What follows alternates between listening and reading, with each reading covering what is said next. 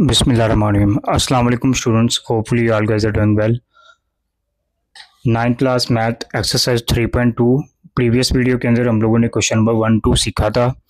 Question number 3 हमने homework के लिए टास्क रखा हुआ था। आज का हमारा नेक्स्ट वीडियो का क्वेश्चन है क्वेश्चन नंबर 4। क्वेश्चन नंबर 4 के अंदर हम लोगों ने क्या पढ़ना है students, verify commutative properties of union and intersection for the following pair of sets. हम लोगों ने कम्यूटेटिव प्रॉपर्टीज पढ़नी है।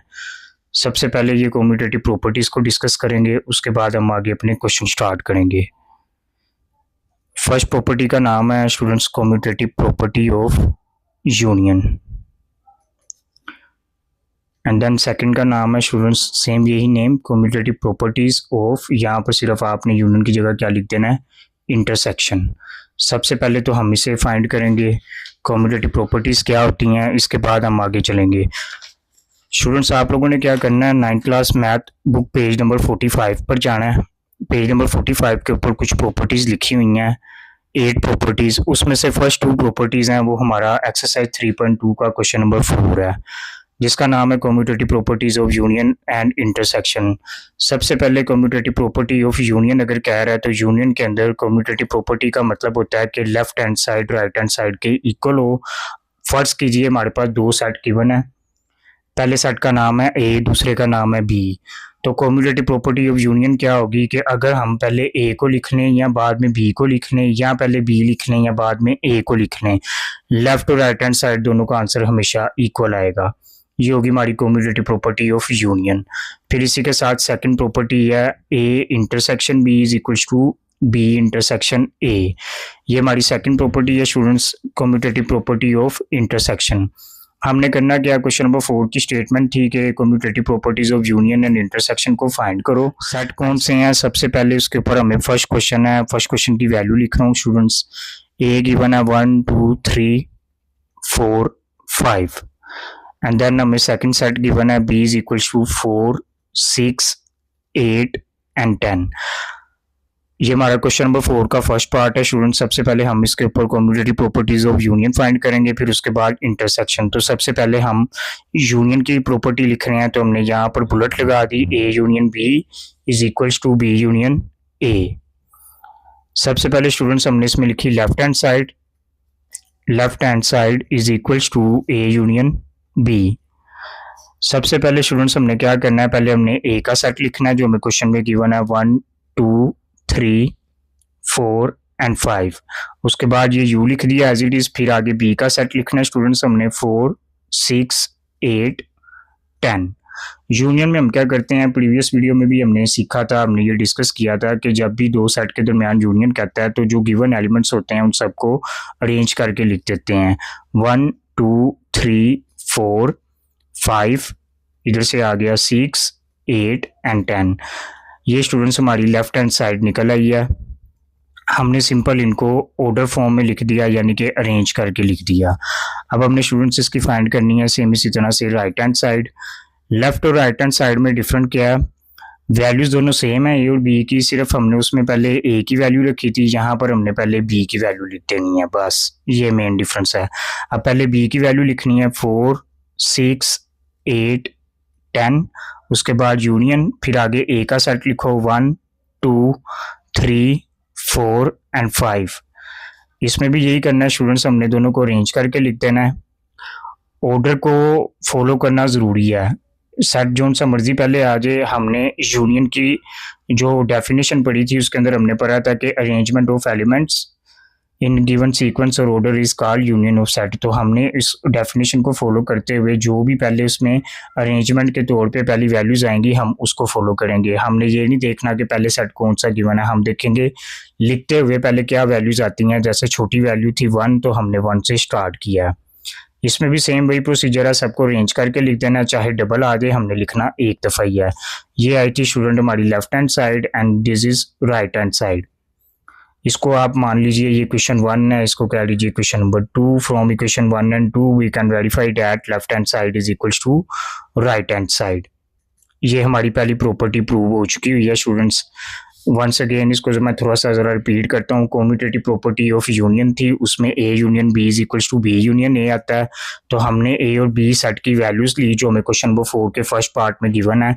हमने दोनों साइडों को इक्वल प्रूव करना था। पहले लेफ्ट हैंड साइड को सोल्व किया, इस साइड को जो आंसर है उसको इक्वेशन 1 कह दिया, फिर राइट हैंड साइड को सोल्व किया, जो आंसर है उसको इक्वेशन 2। साइड पे हमने यहाँ पे फर्ज करें लिख लिया from equation 1 and 2 left hand side equals to right hand side, hence proved. Students hopefully आपको ये समझ आया होगा, बहुत आसान है। अब हमने सेम इसी सीक्वेंस के साथ commutative property of intersection find करना है। A intersection B is equals to B intersection A. इसमें भी स्टूडेंट सेम वही लेफ्ट हैंड साइड पहले लिखेंगे, लेफ्ट हैंड साइड की ये वाली वैल्यू ए इंटरसेक्शन बी की, मैं पहले ये वाली वैल्यू लिखता हूँ। A intersection B is equals to, सबसे पहले ए का सेट लिखा स्टूडेंट्स 1 2 3 4 एंड 5। यहाँ पर सिर्फ हमने चेंज करना है, पहले हमने सीधा यू लिखा था, अब हमने उल्टा यू लिख देना, यानी कि इंटरसेक्शन को शो कर देना हमने। फिर बी के लिए क्या आ गया स्टूडेंट्स 4 6 8 10, ये वही वैल्यू है जो हमें ऊपर क्वेश्चन में गिवन थी, सिर्फ यहाँ पे यूनियन था, इधर क्या आ गया इंटरसेक्शन। इंटरसेक्शन की डेफिनेशन में हमने पढ़ा था कि हमने सिर्फ सेम एलिमेंट देखने हैं गिवन सेट्स के अंदर। इसमें सेम एलिमेंट्स क्या क्या आ रहे हैं स्टूडेंट्स, सिर्फ 4। तो ये 4 हमारी क्या आ गई लेफ्ट हैंड साइड। इसको स्टूडेंट्स आप लोग क्या लो क्वेश्चन नंबर 3। अब हमने सेम इसी सीक्वेंस के साथ राइट हैंड साइड लिखी बी इंटरसेक्शन ए, ये वाली साइड। इसमें भी सेम वही सीक्वेंस है, पहले बी का सेट लिखो 4 6 8 10, उसके बाद ये इंटरसेक्शन का सिंबल लगाया, फिर उसके बाद आगे ए की वही वाली वैल्यू लिखनी है स्टूडेंट जो हमने ऊपर लिखी थी 1 2 3 4 एंड 5। अब इसको भी सेम उसी सीक्वेंस के साथ इंटरसेक्शन को सोल्व करना है स्टूडेंट्स। तो इंटरसेक्शन में हमने क्या पढ़ा है कि सिर्फ सेम वाले एलिमेंट लिखने हैं। इसमें सेम क्या आ रहा है स्टूडेंट्स 4, इसको क्या दो क्वेश्चन नंबर 4। यहाँ पे हमने लिख लिया from equation 3 and 4 left hand side equals to right hand side. हमने क्वेश्चन नंबर 3 और 4 देखी, दोनों साइडें बराबर आ रही हैं, इसका मतलब है कि left hand side equals to right hand side है, ये प्रूव हो गया है। ये आज का हमारा छोटा सा टॉपिक था स्टूडेंट्स। आप लोगों ने 3.2 एक्सरसाइज करने से पहले पेज नंबर 45, मैंने ये वीडियो के स्टार्ट में भी बताया था, मैं अगेन बता रहा हूँ, पेज नंबर 45 है बुक में, उसके अंदर 8 प्रॉपर्टीज लिखी हुई हैं यूनियन इंटरसेक्शन के हवाले से। अभी का जो हमारा क्वेश्चन नंबर 4 है उसमें सिर्फ हमें पहली 2 प्रॉपर्टीज देखनी है, जिसका नाम है commutative property of union and second का नाम है कम्यूटेटिव प्रॉपर्टीज ऑफ इंटरसेक्शन। ये दोनों प्रॉपर्टीज हमने पढ़ ली। हमने 3.2 एक्सरसाइज खोल ली, उसके क्वेश्चन नंबर 4 का फर्स्ट पार्ट देखा हमने, ए और बी की वैल्यूज गिवन थी। इसमें हमने पहली प्रॉपर्टी लगाई commutative property of union. Union के अकॉर्डिंगली हमने दोनों को इक्वल रखा, लेफ्ट और राइट हैंड साइड को उनकी वैल्यूज फाइंड की। जो वैल्यूज आई हैं हमने ये देखा कि इन दोनों वैल्यूज के आंसर सेम है। अगर ये सेम है इसका मतलब ये commutative properties of union prove हो चुकी हुई है। सेम इसी सीक्वेंस के साथ स्टूडेंट हमने इसकी सेकंड प्रॉपर्टी देखी commutative property of intersection. Intersection वाले में हमने देखा कि सेकंड वाला part A intersection B equals to B intersection A के आना चाहिए। तो उसके लिए हमने पहले लिखा A intersection B equals to B intersection A. हमने पहले ए की वैल्यू लिखी, बी की लिखी, दोनों का इंटरसेक्शन लिया। सेम इसी सीक्वेंस से हमने इसकी राइट हैंड साइड फाइंड की, पहले लेफ्ट की थी अब राइट हैंड साइड में पहले बी को रख लिया, ए को बाद में। इंटरसेक्शन में कॉमन फैक्टर आता है सिर्फ। क्वेश्चन 3 और 4 का कंपैरिजन किया तो ये दोनों साइडें बराबर हैं, इसका मतलब ये प्रूव हो चुका हुआ है। बहुत आसान क्वेश्चन है स्टूडेंट्स। आप लोगों ने यूनियन और इंटरसेक्शन के लिए सिर्फ 2 वर्ड याद रखने हैं। अगर तो वो कह रहा है कि नंबर ऑफ सेट गिवन है और आप सिर्फ यूनियन फाइंड करो, तो आपने यूनियन यू के लिए याद रखना है, हम लोगों ने इसको लिखना है अरेंज एलिमेंट के फॉर्म पे, यानी जितने एलिमेंट गिवन होंगे दोनों सेट के उनको सिर्फ अरेंज कर देना है। इंटरसेक्शन अगर उल्टा यू गिवन है तो आपने इसमें एक वर्ड याद रखना है जस्ट कॉमन एलिमेंट, हमने इसमें सिर्फ और सिर्फ कॉमन एलिमेंट्स लिखने हैं। ये थी हमारी आज की छोटी सी वीडियो, छोटा सा टॉपिक था कम्यूटेटिव प्रॉपर्टीज का। होपफुली आपको ये समझ आया होगा। इसको एक दफ़ा पढ़ें सारे, फिर घर में इसका सेकंड पार्ट सोल्व करें। सेकंड पार्ट के अंदर उसने एन और जेड क्या है, एन का मतलब नेचुरल नंबर होता है, जेड का मतलब इंटीगर्स होता है। इंटीगर्स में प्लस माइनस दोनों आ जाएंगे।